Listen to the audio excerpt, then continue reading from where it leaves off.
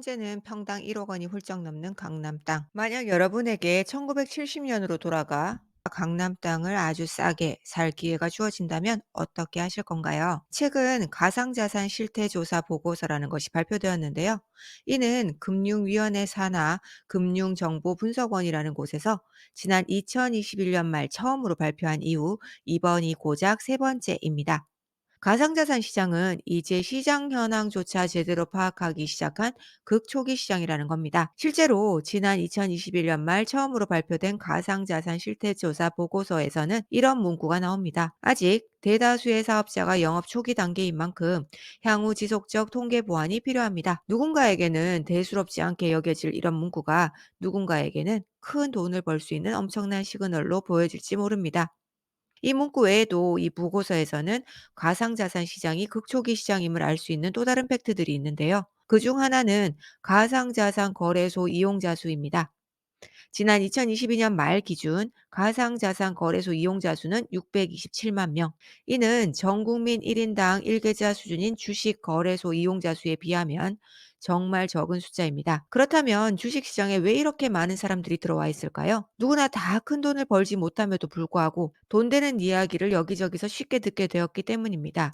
제가 아는 분도 주식은 투기라면서 절대 안 한다던 분이 있었는데 약 1년 전 코스피가 3천을 넘어가고 삼성전자가 9만 원을 넘어가니까 그제서야 저축한 돈 1억을 깨서 주식시장에 들어가시더라고요. 그렇습니다.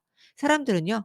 남들이 관심 없을 때 혹은 남들이 부정적일 때는 가만히 있다가 너도 나도 누구나 다 할 때 그때서야 비로소 관심을 가집니다. 그것이 바로 대부분의 사람들이 큰 돈을 벌지 못하는 중요한 이유입니다. 그리고는 참 쉽게 이런 이야기를 합니다. 아, 그때 할 걸. 가상자산 시장 역시 주식과 마찬가지로 같은 전철을 밟을 거라 생각합니다. 가상자산이 안 오를 때는 관심도 없습니다. 공부조차 하지 않습니다. 그러다 너도 나도 다 한다고 할 때 그때 불나방처럼 뛰어듭니다. 그리고는 말합니다. 아, 그때 할 걸. 가상자산 시장이 국초기라는 또 다른 팩트는 가상자산 투자 금액입니다. 지난 2022년 말 기준 가상자산 거래소 이용자 중 약 70%에 달하는 이용자가 50만 원 미만을 보유하고 있다고 합니다.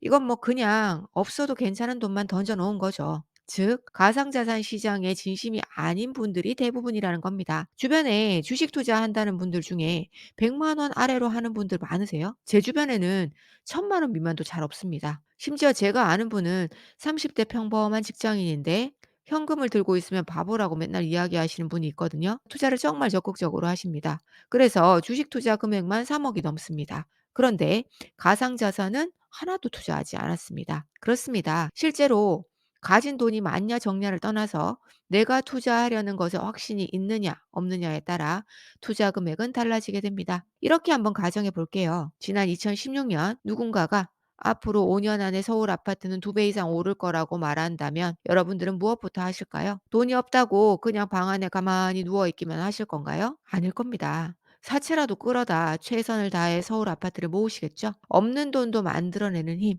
그것이 바로 미친 확신의 힘입니다. 맞습니다.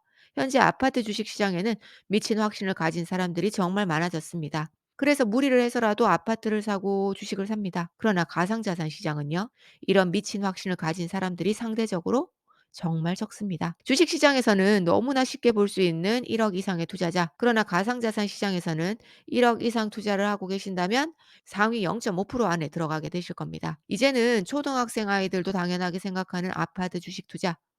과연 이런 투자들이 생겨난 처음에도 이런 분위기였을까요? 이제는 지혜 가득한 할아버지 할머니가 되신 분들도 예전에는 마냥 철없는 어린아이 시절이 있었을 겁니다. 마찬가지로 아파트 주식 등 지금 우리가 당연하게 여기고 있는 것들은 모두 언제 없어질지 모를 정도로 많이 어설프고 사기라는 얘기가 난무했던 처음이라는 시절이 있었다는 겁니다. 그래서 처음 시작한 사람들은 많이 불안했을지 모릅니다. 그러나 그 엄청난 불안감의 대가로 인생 역전의 기회도 함께 얻게 되었습니다. 한편 너도 나도 다 시작할 때 시작한 사람들은 어떤가요? 마음은 참 푸근하겠죠. 맨날 보는 옆집 또리 엄마도 하고 뒷집 수기 엄마도 하니까.